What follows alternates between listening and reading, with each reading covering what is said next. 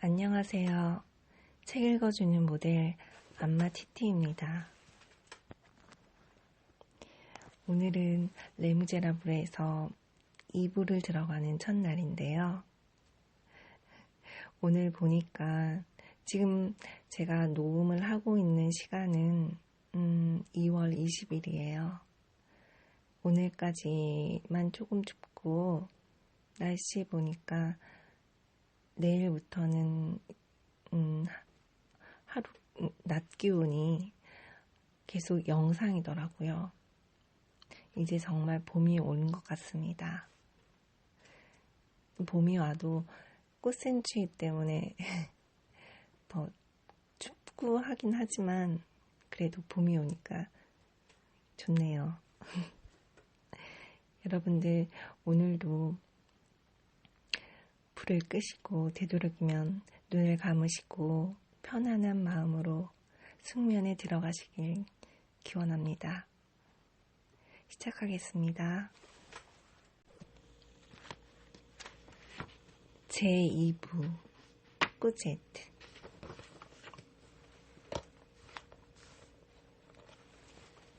번호 24601에서 9430으로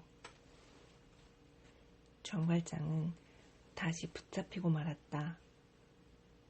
그 애처로운 자초지정을 여기에 장황하게 늘어놓지 않는 편이 나을 것 같다.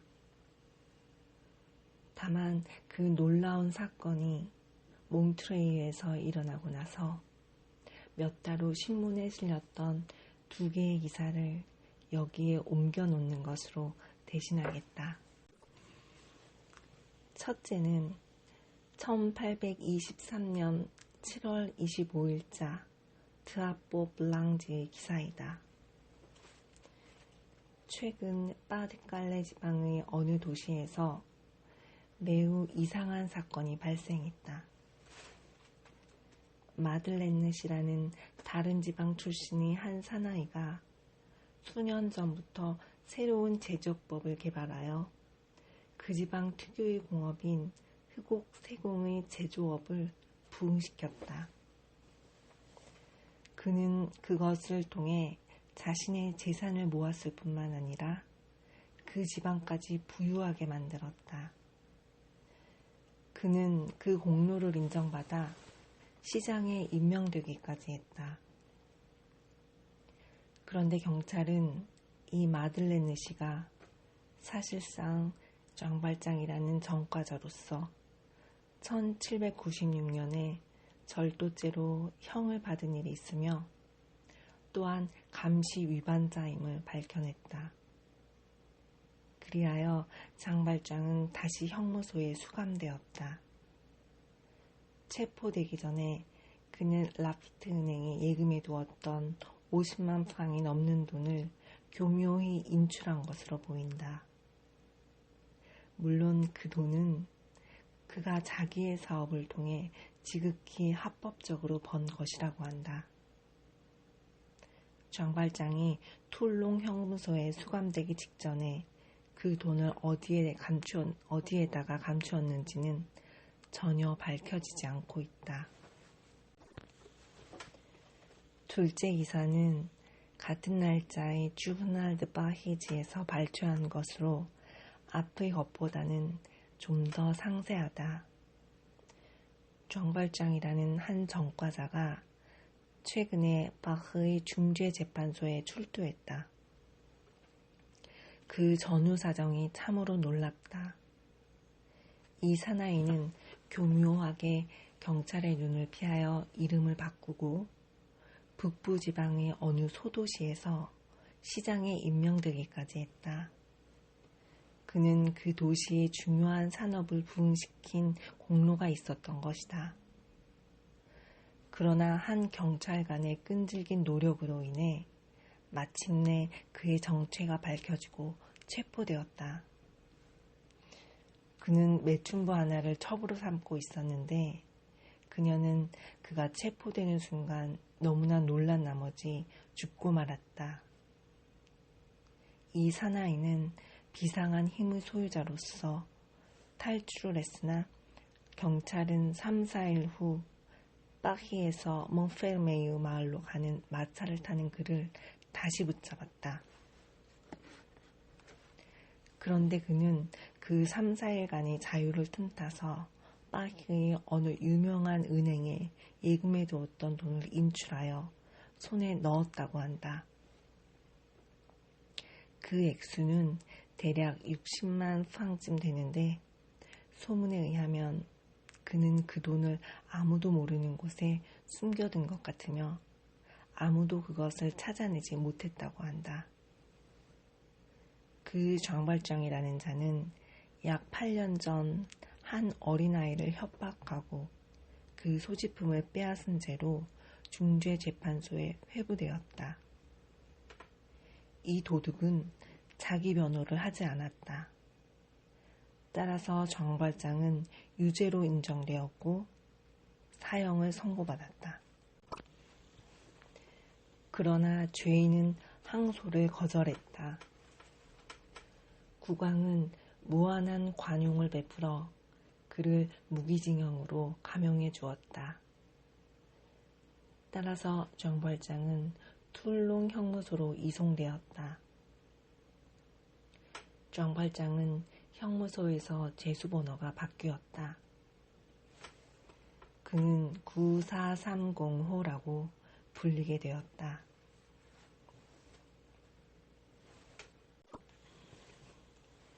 끊어진 쇠사슬. 같은 해인 1823년 10월 말경 툴룽 사람들은 군함 오리옹호가 태풍을 만나 파손된 부분을 수리하기 위해 항구로 들어오는 것을 보았다. 당시 이 오리옹호는 지중해 함대에 속해 있었다. 아침부터 저녁까지 날마다 툴룽항에 부두며 방파제에는 오리옹호를 바라보는 것 외에는 아무 할 일이 없어 보이는 많은 사람들로 가득 차 있었다. 어느 날 아침 오리옹호를 구경하고 있던 군중은 뜻밖의 사고를 목격했다. 선원들이 한창 돛을 달고 있을 때였다. 뱃머리 오른쪽 중간 돛의 꼭대기에 올라가 있던 수부가 갑자기 몸의 균형을 잃고 비틀거렸다. 두개 모여 구경을 하던 수많은 사람들이 일제히 고함을 질렀다. 수부는 머리를 아래로 하고 돛대를 빙 돌아 바다를 향해 떨어지다가 한 손으로 돛 아래 밧줄을 잡은 뒤 다른 한 손으로는 이를 마저 잡고는 거기에 매달려 있었다. 밑에는 정신이 아찔할 정도의 깊은 바다가 입을 벌리고 있었다. 그가 떨어지던 반동으로 밧줄은 그네처럼 심하게 흔들렸다. 수부는 밧줄 끝에 매달려 이리저리 흔들리고 있었다. 그를 구경하기 위해서는 생명의 위험을 그를 구하기 위해서는 생명의 위험을 각오해야 했다. 수부들은 새로 징집되어 일하고 있는 어부들로 아무도 그를 구하는 위험한 짓을 하려고 나서지 않았다. 그동안 그 가엾은 수부는 지치고 말았다. 얼굴에 드러났을 고통스러운 표정은 멀리서 보이지 않았지만 기진맥진해 가는 모습이 팔다리에 뚜렷이 드러났다. 그의 두 팔은 무서울 정도로 늘어져 있었다. 줄을 타고 기어오르려는 그의 필사적인 몸부림은 늘어진 밧줄을 더 흔들리게 할 뿐이었다. 이제 사람들은 그가 밧줄을 놓는 순간을 기다리고 있을 뿐이었다. 그때 갑자기 한 사나이가 고양이처럼 재빠르게 돛의 밧줄을 타고 기어오르는 것이 보였다. 붉은 옷을 입고 있는 것으로 보아 그 사나이는 죄수가 분명했으며 또 녹색 모자를 쓰고 있는 것으로 보아 무기징역수였다. 돛대 가까이에 이르자 바람이 그의 모자를 휙 날려버렸다. 그러자 백발이 성성한 머리가 보였다. 사나이는 청년이 아니었다.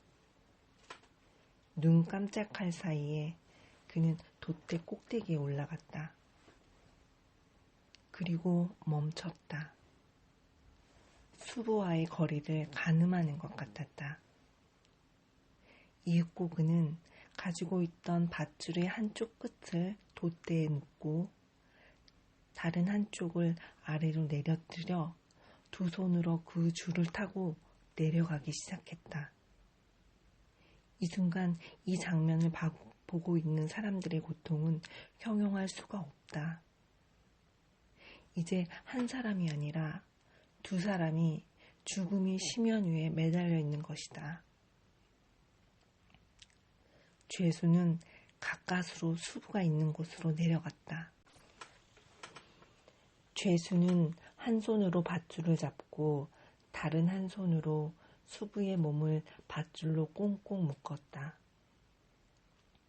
그는 밧줄을 타고 다시 돛대로 올라가 마침내 수부를 끌어올렸다. 그는 수부를 두 팔로 끌어안아 돛대 가로대에 있는 데까지 가서 수부를 동료들에게 건네주었다. 그 순간 군중들이 환호성을 질렀다. 모든 사람들은 감격하여 흥분한 목소리로 저 사람을 용서해 주어라 외쳤다.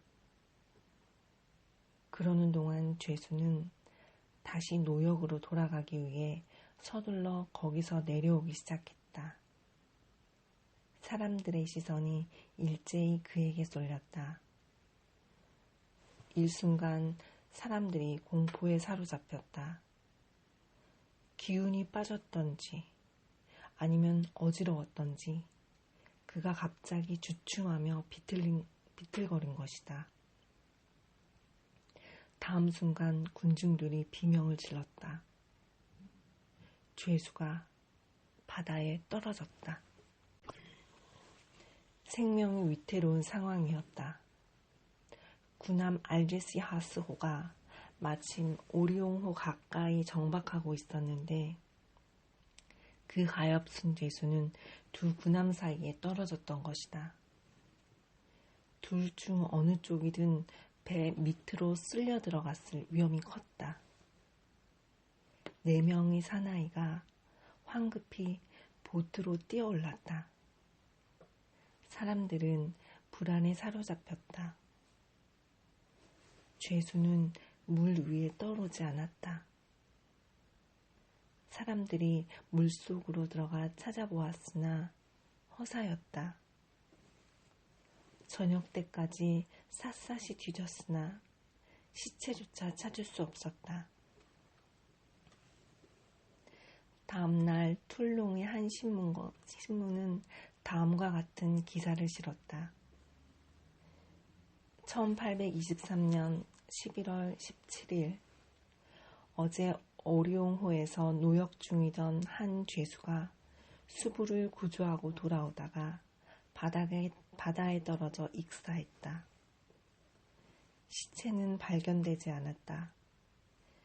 이 사나이의 수감번호는 94305이며 이름은 짱발짱이라고 한다. 워털루 중사의 여관. 테나디에가 경영하는 여관은 몽페르메이유에서 워털루 중사의 여관으로 알려져 있다.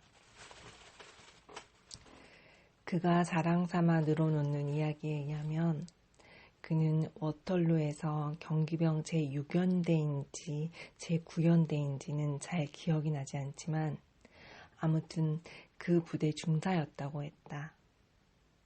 그러던 어느 날인가 프로이센 경기병 1개 중대, 그 부대는 죽음의 신이라 불릴 정도로 막강한 부대였다.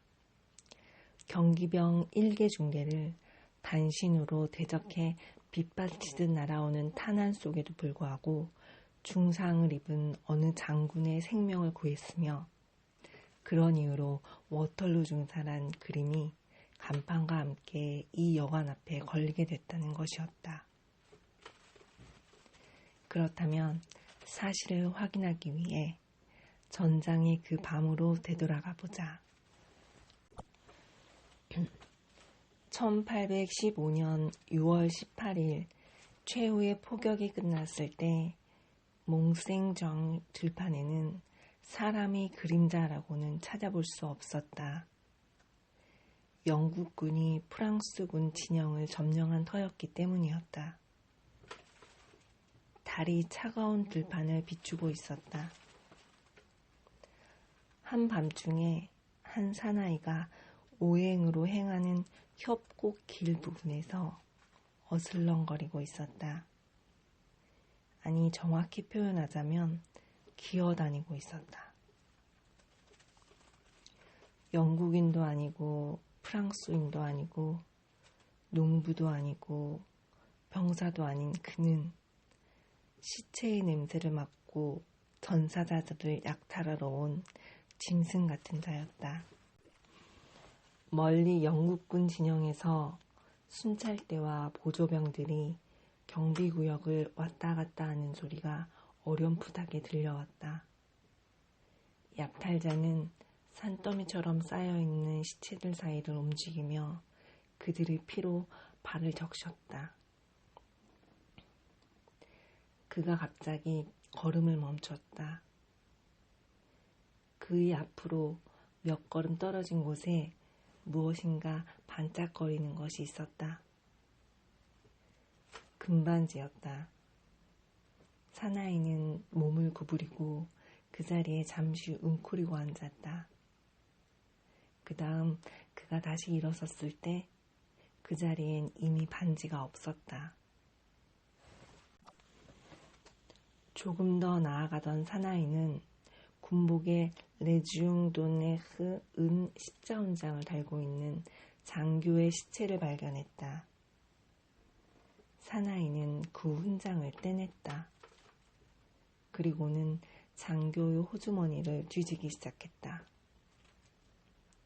시계가 만져지자 그것을 빼냈고 또 조끼를 뒤져서 지갑을 찾아내어 그건 역시 호주머니에 넣었다.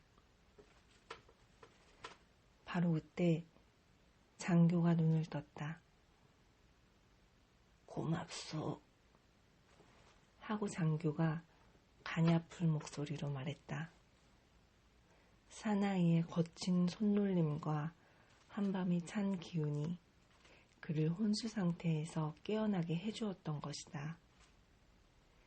약탈자는 아무 대답도 하지 않았다. 그는 머리를 들었다. 발자국 소리가 들판에서 들려왔다. 아마도 어느 순찰병이 다가오는 것이리라. 장교는 다시 나지막한 목소리로 말했다. 어느 쪽이 이겼소? 영국군이요. 하고 사내가 대답했다. 장교는 다시 말을 이었다. 내 호주머니를 뒤져보시오. 지갑과 시계가 있을 것이오. 그것을 당신에게 주겠소. 그런 일은 이미 끝나 있었지만 사나이는 시키는 대로 하는 척하면서 말했다. 아무것도 없는데요. 누가 훔쳐갔나 보군. 안 됐소. 당신에게 주고 싶었는데. 장교가 말했다. 순찰병의 발자국 소리가 더욱 가까워져 왔다. 누가 오는군요. 약탈자가 달아나려 하며 말했다. 장교는 간신히 한 팔을 치켜 올려 사나이를 붙들었다. 당신은 내 목숨을 구해주었소. 사나이는 서둘러 작은 소리로 대답했다. 나도 당신과 마찬가지로 프랑스군이었습니다. 이젠 가야 합니다. 붙잡히면 총살이니까요. 당신의 목숨을 구해놓았으니 이제부터는 당신이 알아서 하십시오. 계급이 무엇이오? 중사입니다. 이름은 테나르디에입니다. 장교가 말했다. 그 이름은 잊지 않겠네. 자네도 내 이름을 기억해 두게나. 내 이름은 퐁메스라네. 소녀 혼자서. 테나르디에 부부가 꼬제트를 데리고 있는 데는 두 가지 이유가 있었다. 한 가지는 아이의 어머니에게 돈을 뜯어내는 일이었고, 또 한 가지는 아이에게 일을 시키기 위한 것이었다. 즉, 아이는 하녀 노릇을 하고 있었던 것이다. 꼬제트는 하루 종일 계단을 올라갔다 내려갔다 하고 빨래를 하며 솔로 바닥을 문지르고 쓸고 닦고 뛰어다니고 헐레벌떡거리고 무거운 것을 날랐다. 그녀는 어린 나이에 온갖 힘든 일을 다 했다. 몽페르메유는 고산지대에 있어서 물을 길어오기 위해서는 꽤 먼 데까지 가야만 했다. 테나르디에 집에서 물이 떨어지면 언제나 그 물을 길러가는 것이 하녀로서 꼬제트가 해야 할 일이었다. 우물은 변두리 산기슭에 있어 어두운 밤에 샘까지 물을 길러가야 한다는 것은 생각만 해도 끔찍한 일이었다. 때문에 어린 꼬제트는 집에 물이 떨어지는 일이 없도록 늘 신경을 쓰고 있었다. 여관으로 4사람의 손님이 들어왔다. 꼬제트는 아직 8살밖에 되지 않았지만 너무나 고생을 많이 한 탓인지 마치 나이 먹은 여자와 같은 처량한 표정을 하고 있었고, 두 눈두덩은 테나르디에의 아내에게 주먹으로 어저마다 시퍼렇게 멍이 들어 있었다. 꼬제트는 손님들을 보며 걱정에 잠겼다. 벌써 깜깜한 밤이 됐네. 저 손님들이 물을 처하면 어쩌지? 물통에 물이 다 떨어지고 없는데. 꼬제트는 몸을 부르르 떨었다. 꼬제트의 심장은 커다란 송뭉티처럼 부풀어 가슴 속에서 뛰고 있었다. 꼬제트는 어서 아침이 왔으면 좋겠다고 생각했다. 그때 갑자기 여관에서 숙박을 하고 있던 남자가 들어서면서 거친 목소리로 말했다. 내 말에게 물을 주지 않았군. 아니에요, 줬어요, 아저씨. 꼬제트가 말했다. 줬단 말이에요. 한 통 가득 먹였는데. 사실이 아니었다. 꼬제트는 거짓말을 하고 있었던 것이다. 요것 봐라. 주먹만한 개지매가 어처구니 없이 거짓말을 하고만. 상인이 소리쳤다. 꼬제트는 끝까지 우길 셈이었다. 그러나 상인이 얼굴이 빨개지면서 흥분하여 소리치자 겁이 난 꼬제트의 목소리는 점점 기어들어갔다. 말은 물을 많이 먹었어요. 상인은 화가 나서 말했다. 뭐라고? 억지 그만 부리고 빨리 물이나 갖다 줘, 어서. 꼬제트는 얼른 식탁 밑으로 숨었다. 테나르디의 아내가 말했다. 그럼요. 말이 물을 먹지 못했으면 당연히 갖다 드려야죠. 그리고 주위를 둘러보았다. 아니, 이게 집에는 어디 간 거야? 그녀는 허리를 구부리고는 결국 식탁 저쪽 끝에서 술을 마시고 있는 사나이들의 발밑에서 고양이처럼 웅크리고 있는 꼬제트를 찾아냈다. 이리 나오지 못해? 테나르디에의 아내가 소리쳤다. 꾸제트는 고개를 떨어뜨리고 벽난로 구석에 있는 물통을 가지러 갔다. 물통은 꾸제트의 몸뚱이보다 커서 아이 하나가 들어가 앉아도 남을 만했다. 꾸제트는 물통을 손에 들고 열려있는 문 앞에 가만히 서 있었다. 마치 누군가가 도와주러 오기를 기다리고 있는 것처럼. 빨리 갔다 오지 못해? 테나르디에의 아내가 소리쳤다. 밖으로 나서는 꾸제트의 뒤로 문이 세차게 닫혔다. 숲속까지 물을 길러가야 했다. 물렁죄에서 성당까지 가는 동안에는 가게에서 나온 불빛이 길을 비춰주었으나 어느덧 맨 마지막 가게의 불빛도 보이지 않게 되었다. 작고 가엾은 소녀는 어둠에 휩싸였다.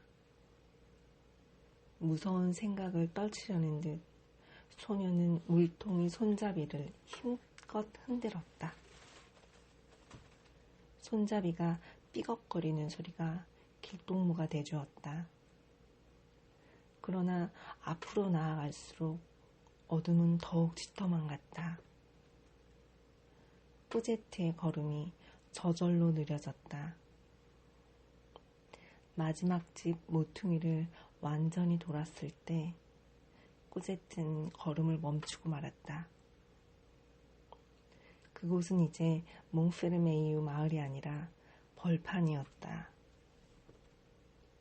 어둡고 인기척 하나 없는 공간이 소녀 앞에 놓여 있었다.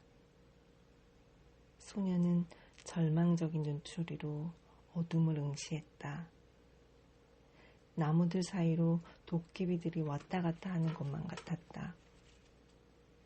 공포는 소녀에게 뜻밖의 용기를 주었다.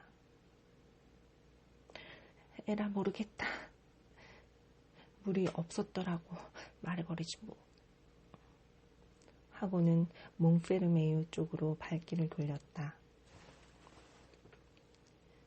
100걸음도 채 못 가서 아이는 다시 걸음을 멈추었다. 이번에는 테나르디에의 아내의 모습이 소녀 앞에 나타났다. 어떻게 하면 좋단 말인가?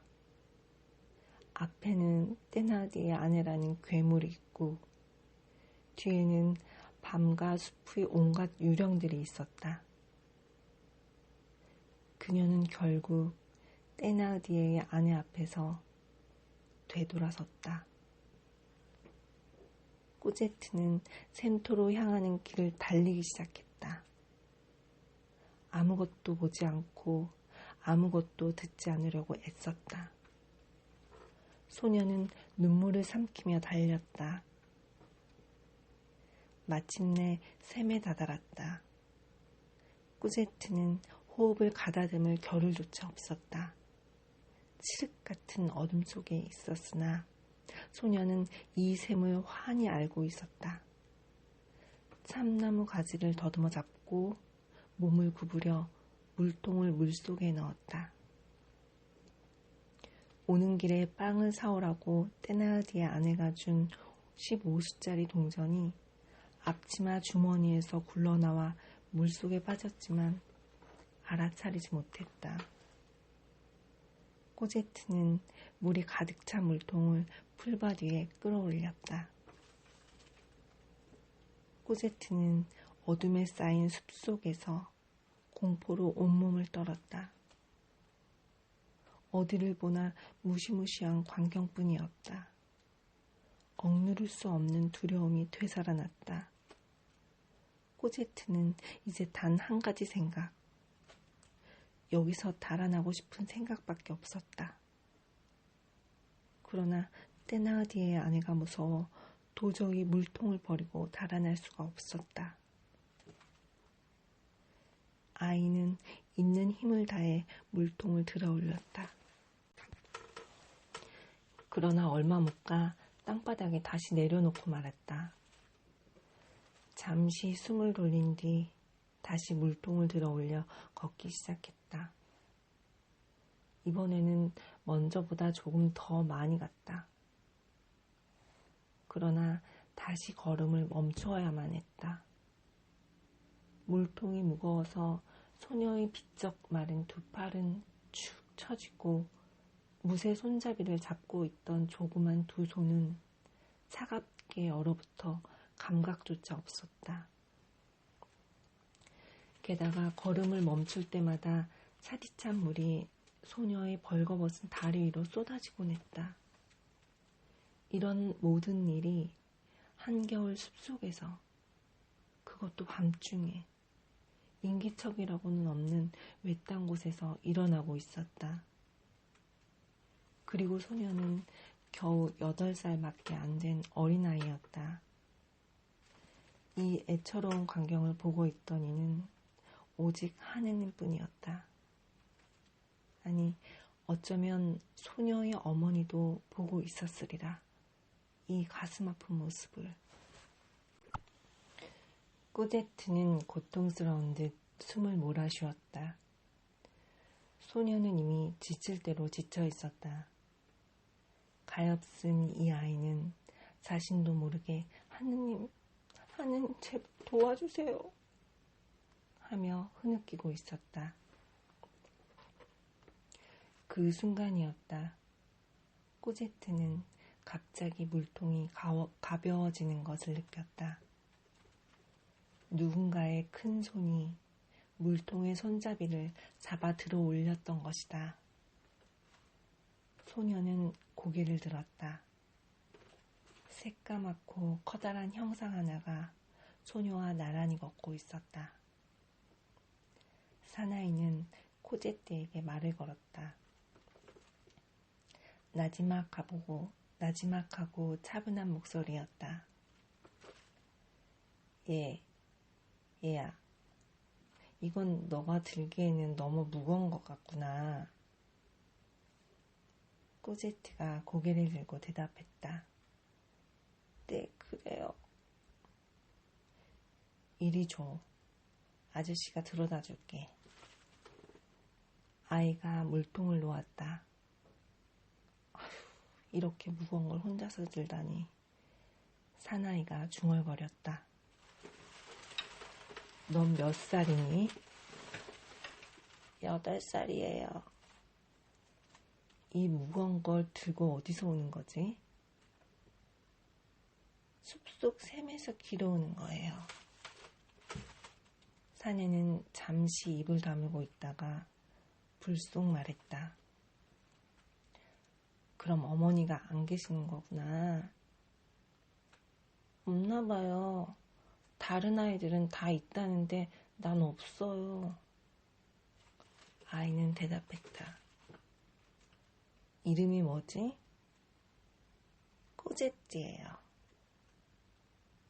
순간 사나이는 전기에라도 감전된 듯 주춤거렸다.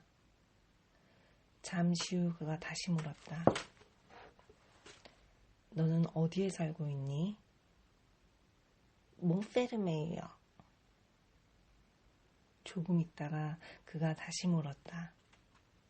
그런데 이렇게 캄캄한 밤에 대체 누가 너한테 물을 길어오라고 했지? 떼나디의 아주머니예요. 그 떼나디 아주머니라는 사람이 누군데? 우리 주인집 아주머니인데요. 여관을 하고 있어요. 여관이라고? 그럼 오늘 밤 거기서 자야겠구나. 그것까지 나를 좀 데려다 줄래? 사나이가 말했다. 지금 가고 있어요. 아이가 말했다. 사나이의 걸음은 꽤 빨랐다. 그러나 꾸제트는 별로 힘들어하지 않고 잘 따라왔다. 아이는 피곤해하는 기색도 없이 신뢰로 가득 찬 표정을 하고선 사나이를 올려다보곤 했다. 여태껏 꾸제트는 하나님을 믿고 기도를 드리고 하는 일을 배우지 못했다. 그러나 지금 소녀의 마음은 희망과 기쁨으로 부풀어 올라 하늘을 날아갈 듯 행복하기만 했다. 그들은 마을에 도착했다. 여관이 가까워지자 꼬제트가 머뭇거리며 사나이의 팔을 잡았다. 아저씨, 왜? 이제 집에 거의 다 왔어요. 그래서 제가 물통을 들게요. 왜 그래야 하지? 다른 사람들이 들여다 주는 거를 아주머니가 보면 저 매를 맞거든요. 사나이는 아이에게 물통을 건네주었다. 잠시 후 그들은 여관문 앞에 와 있었다. 누런 프로코트의 사나이. 누런 프로코트의 사나이는 꼬제트에게서 눈을 떼지 않았다. 갑자기 떼나르디의 아내가 꼬제트에게 소리를 질렀다. 빵은 사왔니?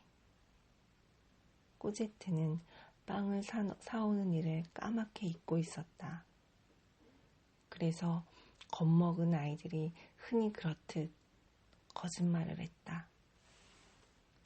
아주머니, 빵가게가 문을 닫았어요. 그러면 두드리면 되잖아. 두드렸어요. 그런데 열어주지 않았어요. 만약 너 거짓말이었단 봐. 가만두지 않을 테니까. 아까 준 15수 이리 내놔. 꼬제트는 앞치마 호주머니 속에 손을 넣더니 얼굴이 새파래졌다. 15수짜리 동전이 없어진 것이다. 호주머니를 뒤집어 보았으나 아무것도 없었다. 가엾은 아이는 입조차 열지 못했다. 아니, 나한테서 너가 15수를 훔칠 생각을 해? 용서해주세요. 아줌마, 다시는 그런 짓 안 할게요. 떼나르디의 아내는 채찍을 손에 쥐었다. 그 모습을 본 사나이가 끼어들며 말했다. 잠깐만요, 아주머니. 아까 이 아이의 호주머니에서 뭔가 떨어져서 이렇게 굴러가는 것을 보았는데 이거 아니에요? 그가 몸을 숙여 찾는 신용을 하며 은전 하나를 내밀었다. 네, 바로 그거예요. 그러나 사실은 그것은 20수짜리였다. 그러나 떼나르디의 아내는 가만히 돈을 받는 편이 이득이라 생각해 꼬제트를 쏘아보며 말했다. 2번 다시는 어림없어. 알았어? 꼬제트는 낯선 사나이를 바라보았다. 소녀의 눈가에 지금껏 찾아볼 수 없었던 표정이 비춰졌다. 난로가에서는 떼나르디의 딸들이 인형을 갖고 놀고 있었다. 꼬제트는 이따금 뜨개질을 멈추고 두 아이가 놀고 있는 모습을 슬픈 눈빛으로 바라보곤 했다. 그녀는 인형이라는 것을 단 한 번도 가져본 적이 없었던 것이다. 방 안을 왔다 갔다 하고 있던 떼나르디의 아내는 꼬제트가 두 딸들이 놀고 있는 것을 멍하니 보고 있다는 걸 알아차렸다. 아니, 저 계집애가 매를 맞아야 정신 차리겠어? 그녀가 소리쳤다. 이때 그 낯선 손님이 떼나르디의 아내를 돌아보며 공손한 말투로 말했다. 아주머니, 좀 놀게 그냥 두시지요. 저 애는 일을 해야만 해요. 우리 집에서 밥을 먹고 있으니까. 그냥 놀리면서 먹을 수는 없잖아요. 그 애가 해야 하는 일이 뭡니까? 낯선 사나이가 물었다. 우리 딸애들 양말을 짜고 있거든요. 거의 다 떨어져서 이제 얼마 안 있으면 맨발로 다닐 지경이 됐거든요. 사나이는 꼬제트의 새빨갛게 언 다리를 보면서 물었다. 양말 하나 짜는데 시간이 얼마나 걸립니까? 3, 4일 정도 걸려요. 계집애가 게으름뱅이라서 말이에요. 다 짜면 얼마짜리나 됩니까? 한 20수 되죠. 그럼 5프랑 드릴 테니 그걸 제게 파시겠어요? 사나이가 물었다. 그럼 당장 돈을 내세요. 테나우디의 아내가 단도직입적으로 말했다. 사나이는 5프랑짜리 은화 하나를 식탁 위에 놓으면서 꼬제트를 보며 말했다. 자, 이제 내가 할 일은 내가 맡았으니 저쪽에 가서 놀렴. 꼬제트는 덜덜 떨면서 용기를 내어 물었다. 아줌마, 정말이에요? 놀아도 돼요? 그래, 놀아라. 테나르디에의 아내는 앙칼진 목소리로 대답했다. 고맙습니다, 아주머니. 꼬제트는 말했다. 테나르디에의 딸들이 인형을 가지고 노는 동안 꼬제트는 팔을 다듬는 조그만 칼로 인형 놀이를 하고 있었다. 사실 인형이라는 게 계집아이들이 가장 가지고 싶어하는 것 중에 하나다. 그래서 인형이 없는 아이는 아이가 없는 부인처럼 불행하며 똑같이 서글프다. 여관 안에서는 술 취한 사람들이 노래를 부르고 있었다. 꼬제트도 인형 아닌 인형을 흔들며 노래를 부르고 있었다. 그러다 갑자기 꼬제트가 노래를 그쳤다. 테나우디의 두 딸 에포니느와 아즈르마가 고양이의 정신이 팔려 내팽겨쳐 놓은 인형이 조리대에서 몇 걸음 떨어진 곳에 나뒹굴고 있는 것을 보았기 때문이다. 꼬제트는 그다지 마음에 들지 않았던 옷을 입혔던 칼을 내려놓고서 천천히 방 안을 둘러보았다. 자기를 보고 있는 사람은 아무도 없었다. 아이는 그 틈을 놓치지 않았다. 재빨리 인형이 있는 곳까지 기어가 그것을 잡았다. 그리고 제자리로 돌아와 품에 안고 있는 인형이 밖으로 보이지 않도록 등을 돌리고 앉았다. 꼬제트는 처음으로 진짜 인형을 가지고 노는 즐거움을 맛보게 된 것이다. 천천히 식사를 하고 있는 낯선 사나이를 제외하고는 꼬제트를 보고 있는 사람은 아무도 없었다. 그러나 단단히 조심했음에도 불구하고 꼬제트는 인형다리 하나가 옆으로 삐져나온 것을 모르고 있었다. 인형의 장밋빛 다리가 그만 아즈르마의 눈에 띄고 말았다. 아즈르마가 에포니느에게 말했다. 저것 봐, 언니. 두 아이는 놀던 것을 멈췄다. 꼬제트가 인형을 갖고 있다니. 에포니느는 일어서서 고양이를 가슴에 안은 채 어머니에게 다가가 치맛자락을 잡아당겼다. 얘가 귀찮게 왜 이래? 딸이 말했다. 엄마 저것 좀 봐. 이렇게 말하면서 아이는 손가락으로 꼬제트를 가리켰다. 그러나 꼬제트는 인형을 갖고 노는 재미에 열중하여 아무것도 듣지 못하고 있었다. 테나우디의 아내의 얼굴이 험악하게 일그러졌다. 그녀는 화가 머리끝까지 나서 고함을 질렀다. 꼬제트. 꼬제트는 발밑의 땅이 흔들리기라도 한 듯 몸을 떨며 뒤를 돌아보았다. 꼬제트는 살며시 인형을 내려놓고 두 손을 한데 모았다. 꼬제트! 테나르디에의 아내가 또 한 번 고함쳤다. 아이는 두 손을 애초롭게 마주잡으며 비틀었다.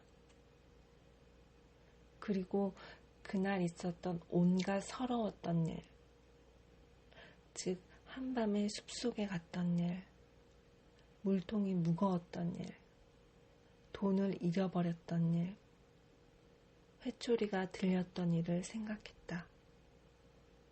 그런 일을 다 겪고도 울지 않았는데 갑자기 눈물이 솟구치기 시작했다. 소녀는 소리내어 울기 시작했다.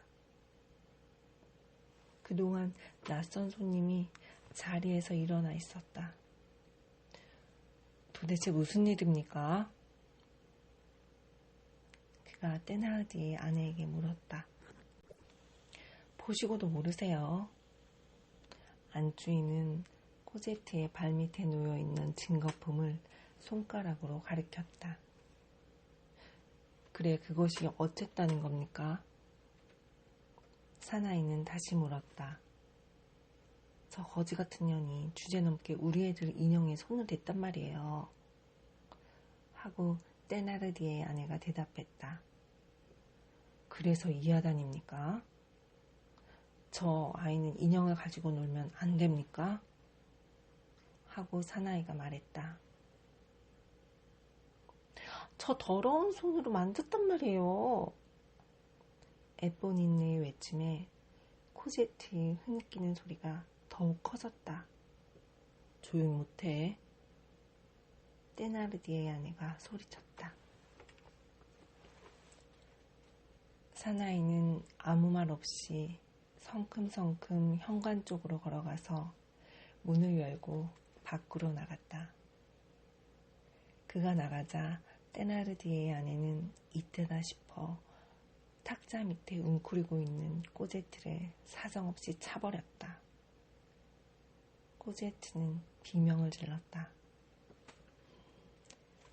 잠시 후 문이 다시 열리고 사나이가 들어왔다. 그는 이 동네 아이들이라면 누구나 황홀하게 쳐다보던 인형 가게에서 가장 크고 아름다운 인형, 바로 그 동화 속의 인형을 가슴에 안고 있었다. 사나이는 그것을 꼬제트 앞에 내놓으면서 말했다. 자, 이거 너 거다. 그는 식탁에 앉아 생각에 잠겨 있으면서도 여관 유리창 너머로 램프가 환하게 밝혀져 있는 장난감 가게를 보고 있었던 것이다. 꼬제트는 고개를 들었다. 그 사나이가 인형을 들고 자기에게 건네는 것을 마치 태양이 다가오는 듯 바라보고 있었다. 아이는 이건 내 거다 라는 태어나서 한 번도 들어본 적이 없는 말을 들었다. 꼬제트는 사나이를 바라보고 인형을 바라보고 그러고는 탁자 밑 구석으로 들어가 버렸다. 테나르디의 아내는 돌처럼 굳어졌고 남편 테나르디의 얼굴에는 의미심장한 주름살이 잡혔다. 그는 마치 돈 냄새를 맡기라도 하는 것처럼 사나이를 살폈다. 그는 아내에게 다가가서 나지막하게 소근거렸다.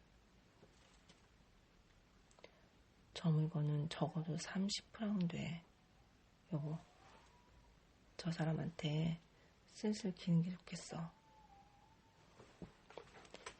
비열한 성격이 인간에게 있는 한 가지 특성은 순식간에 성격이 돌변한다는 것이다. 자, 꼬제트야. 테나르디에의 아내는 애써 부드럽게 말했다. 어서 인형을 받지. 그래. 그러나 꼬제트는 자신이 인형의 손이라도 되는 순간 벼락이라도 떨어질 듯 두려움에 질려 기어드는 목소리로 물었다. 그래도 돼요, 아줌마? 물론이지. 손님이 너한테 주신 거잖아. 정말이에요, 아저씨? 정말 제 거예요? 이 공주님이? 나그네의 눈에는 눈물이 가득 교여있는 것 같았다. 그는 꼬제트에게 고개를 끄덕여 보이고는 그 공주님을 그녀의 조그만 손에 쥐어주었다. 까트리나라고 이름 붙일래요. 꼬제트가 말했다. 아줌마, 이거 의자에 좀 놔도 돼요? 괜찮고 말고. 테나르디에의 아내가 대답했다.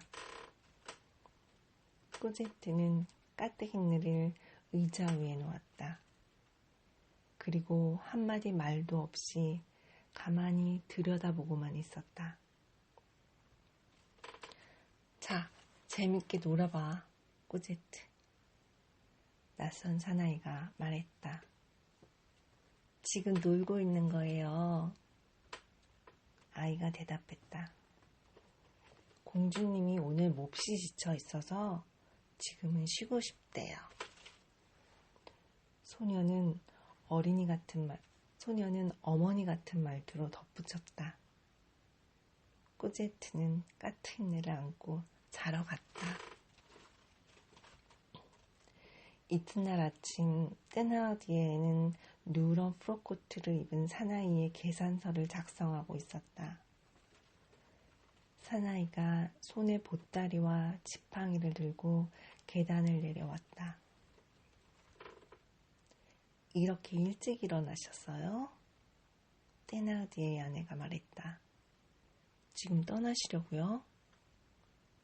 네, 지금 떠나겠습니다. 얼마입니까?